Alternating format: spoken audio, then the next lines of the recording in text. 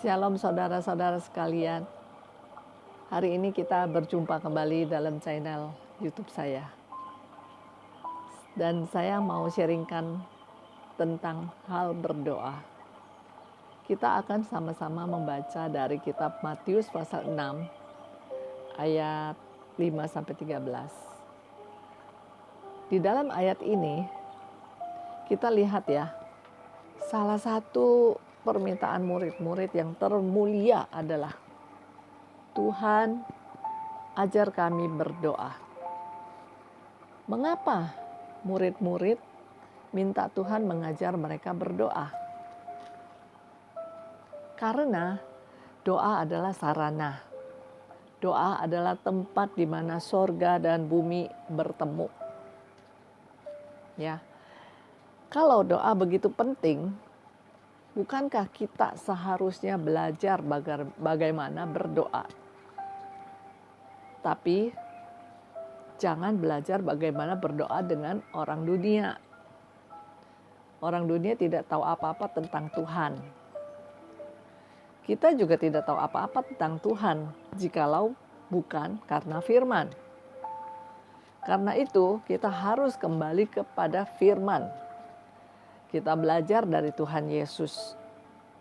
Yesus adalah manusia berdoa. Getsemani adalah saksinya. Ya. Nah, dalam perikop ini kita dapat memahami dua hal. Bahwa doa ada yang benar dan juga ada doa yang salah loh. Sebelum kita pelajari doa yang benar, kita harus pelajari juga doa yang salah. Itu gimana? Jadi doa yang salah itu bagaimana? Ya kita harus tahu juga supaya kita hindari. Jadi kita dapat membedakan yang mana yang benar dan yang mana yang salah. Ya. Mari kita sama-sama membaca firman dari Matius pasal 6 ayat 5-13 ini. Ayat 5 saya bacakan. Dan apabila kamu berdoa, janganlah berdoa seperti orang munafik. Mereka suka mengucapkan doanya dengan berdiri dalam rumah-rumah ibadat dan pada tikungan-tikungan jalan raya, supaya mereka dilihat orang. Aku berkata kepadamu, sesungguhnya mereka sudah mendapat upahnya. Ya. Ayat 6, tetapi jika engkau berdoa, masuklah ke dalam kamarmu, tutuplah pintu, dan berdoalah kepada Bapamu yang ada di tempat tersembunyi. Maka Bapamu yang melihat yang tersembunyi akan membalasnya kepadamu. Ayat 7. Lagi pula dalam doamu itu jangan bertele-tele, seperti kebiasaan orang yang tidak mengenal Allah. Mereka menyangka bahwa karena banyaknya kata-kata, doanya akan dikabulkan. Ayat 8. Jadi, janganlah kamu seperti mereka, karena Bapamu mengetahui apa yang kamu perlukan sebelum kamu minta kepadanya. Ayat-ayat selanjutnya adalah doa Bapa kami. Ya, semua kita juga tahu doa Bapa kami seperti apa. Jadi nanti kita baca sendiri aja ya. Yang Tuhan ajarkan kepada murid-muridnya adalah doa Bapa kami. Kepada kita juga sebetulnya, sebagai orang percaya, doa Bapa kami itu harusnya kita sudah bisa hafal. Ya. Tapi jangan hanya dihafal saja, karena doa Bapa kami bukan hafalan. Tapi doa adalah suatu pengenalan. Ya. Nah, di dalam ayat 5, Tuhan menegur keras. Kalau berdoa jangan seperti mereka. Siapa mereka? Yaitu orang-orang munafik. Ternyata berdoa bisa salah juga ya. Kesalahan doa bukan terletak pada kata-kata. Ingat loh, kesalahan doa bukan terletak pada kata-kata. Karena Tuhan mengerti Intisari doa bukan pada kata-kata yang indah, ya. Berarti kesalahannya adalah motivasinya. Kalau kata-katanya salah, bisa kita perbaiki supaya lebih sempurna, supaya lebih baik. Tapi munafik di sini bicara soal motivasinya. Motivasi tidak boleh salah sama sekali.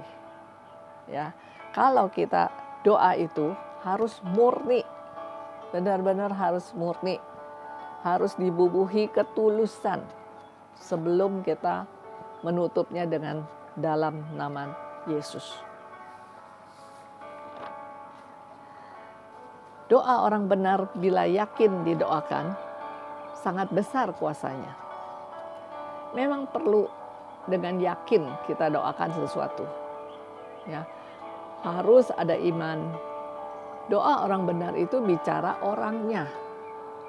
Kita harus benar. Hati kita benar-benar itu harus murni, harus tulus. Kalau kita naikkan doa, Tuhan bukan pandang doanya, tapi Tuhan pandang pendoanya. Karena itu Tuhan berkata, jangan berdoa seperti orang munafik. Doa mereka bisa jadi benar, tapi orangnya yang salah. Ya, ini ada dua perkataan di sini. Perhatikan perbedaan kalimatnya ya. Doa orang benar bila yakin didoakan sangat besar kuasanya. Itu firman Tuhan, kita tahu ya. Tapi kalau kita balikin sebaliknya, doa orang yang salah bila dengan benar didoakan sangat munafik rasanya. Ya. Kalimat-kalimat doanya indah sekali. Kata-katanya puisi sekali. Tapi hatinya yang salah. Maka Tuhan anggap itu munafik. Sekarang bagaimana dengan kita? Jikalau kita sudah benar orangnya, tapi nggak tahu cara berdoa, minta sama Tuhan. Ajari kami berdoa. Seperti murid-murid minta Tuhan ajari mereka berdoa. Doa orang benar, bila dengan salah didoakan, ya, karena mungkin kurang paham, seperti anak kecil yang mau berdoa sama Tuhan tapi dia tidak bisa berkata-kata dengan baik, ya, Tuhan tidak marah. Dia akan mengajari. Dia akan mengajari kita. Jadi doa orang benar bila dengan salah didoakan, Tuhan tidak marah dan Tuhan akan mengajari kita. Mereka berdoa suka berdiri di dalam rumah-rumah ibadat. Inilah yang disebut munafik. Ya. Tapi bukan berarti Tuhan menentang berdoa di depan umum. Malah penting dan perlu. Ya. Sekalipun demikian, motivasi kita yang berdoa di hadapan manusia harus dijaga tetap murni di hadapan Tuhan. Sekali lagi saya ucapkan, kalau berdoa di depan umum itu penting dan perlu. Ya. Sekalipun demikian, motivasi kita yang berdoa di hadapan manusia itu harus dijaga tetap murni di hadapan Tuhan. Jadi nggak bisa sembarangan juga, ya. Itu firman Tuhan. Ada pesan khusus buat orang-orang yang melayani atau orang-orang yang terlibat dalam pelayanan. Tiap hari harus cuci hati kita. Minta dibasuh oleh darah Yesus. Mohon Tuhan ingatkan saya selalu akan hal ini. Ya. Intisari pelayanan bukan pada manusia, tetapi kepada Tuhan. Jadi kita harus sadar bahwa kita melayani itu bukan kepada manusia, kita melayani kepada Tuhan. Jadi hati kita harus dibersihkan. Jangan berdoa seperti orang-orang ahli-ahli Taurat atau orang Farisi. Mereka berdiri di dalam rumah-rumah ibadat. Padahal aslinya dalam hidup mereka jarang berdoa. Di rumah tuh sepi, tidak ada yang berdoa, gitu ya. Apa-apa kegiatan nggak ada, sepi di rumah. Tapi kalau di luar, wah heboh, lebay ya. Ayat 6. Di dalam ayat 6 tadi yang kita baca. Berdoa masuk dalam kamarmu. Itu perintah Tuhan. Bilang, kalau mau berdoa, masuklah ke kamarmu. Kamar itu adalah ruang yang khusus menyimpan harta-harta pribadi. Kesimpulannya, di dalam doa ada banyak berkat Allah. Ya. Jadi disuruh masuk ke ruangan, tutup pintu, kita berdoa kepada Tuhan dengan tenang, ya, di dalam ruang penyimpanan harta pribadi, nggak digembar-gemborin, gitu ya. Ayat 7, di dalam ayat 7 dibilang berdoa jangan bertele-tele. Kalimatnya indah, tapi motivasinya tidak benar. Tuhan bukan melihat kata-katanya, tapi Tuhan melihat hati pendoa. Asal kita tulus, benar motivasi kita, dan rendah hati mencari Tuhan, Tuhan pasti mengerti. Dia tahu kebutuhan kita, dia tahu isi doa kita. Jadi, jangan menghakimi dan menilai doa orang lain.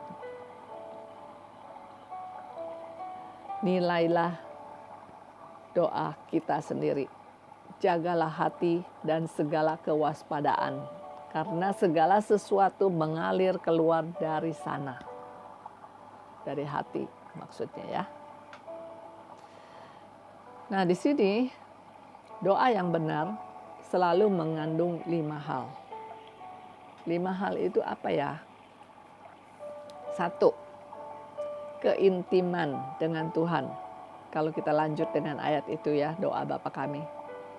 Ayat 9 dia akan menyebutkan Bapa kami yang di surga, dikuduskanlah namamu. Itu menggambarkan suatu keintiman antara kita dengan Tuhan. Ya. Lalu yang kedua, kekaguman. Lanjut dari doanya itu, dikuduskanlah namamu. Ya, itu adalah kekaguman, ekspresi kagum dengan Tuhan. Yang ketiga, penundukan atau tunduk kepada kehendak Allah. Yang bunyinya seperti, datanglah kerajaanmu, jadilah kehendakmu di bumi seperti di surga. Itu kita tunduk kepada kehendak Allah. Yang keempat itu keyakinan atau ketergantungan kepada Tuhan. Ya, berilah kami pada hari ini makanan kami yang secukupnya, dan ampunilah kami seperti kami sudah mengampuni orang. Ya, itu adalah ketergantungan kita. Kita yakin bahwa kita bisa dapat makan, dan kita nggak bisa apa-apa kalau kita nggak bergantung kepada Tuhan. Nah, itu merupakan keyakinan. Yang kelima adalah ketaatan. Setiap doa sebelum diakhiri dengan kata amin, dia harus dibubuhi tanda seru ketaatan. Doa yang tidak dibubuhi ketaatan adalah doa yang gagal. Itu adalah yang terakhir ya, doa Bapa kami yang terakhir. Jangan membawa kami ke dalam pencobaan, ya, lepaskan kami daripada yang jahat, dan bla bla bla bla sampai habis. Itu merupakan suatu ketaatan. Jadi perlu kita pahami akan hal ini. selama ada 5 hal ini, doamu diterima Tuhan. Dan jangan lupa tombol kirim, send. Send-nya adalah di dalam nama Yesus. Amin. Begitu. Nah, kiranya perenungan kita kali ini boleh menambah wawasan kita tentang hal berdoa menurut firman Tuhan. Ya, kita jadi bisa tahu ada doa yang benar, ada doa yang salah. Kita tentunya harus mengikuti firman Tuhan, yaitu berdoalah dengan cara yang benar supaya diperkenan oleh Tuhan. Ya. Oke, mari kita berdoa bersama. Tuhan Yesus, terima kasih atas kesempatan untuk belajar kebenaran firman-Mu. Roh Kudus, tolong menindaklanjuti pengertian kami untuk lebih memahami segala pengajaran-Mu melalui firman yang kami renungkan saat ini, agar kami dapat menjalaninya seturut kehendak-Mu. Di dalam nama Tuhan Yesus kami berdoa. Amin. Nah, saudara-saudari sekalian, kiranya renungan singkat ini boleh membawa berkat bagi setiap kita. Tuhan Yesus memberkati kita semua. Amin.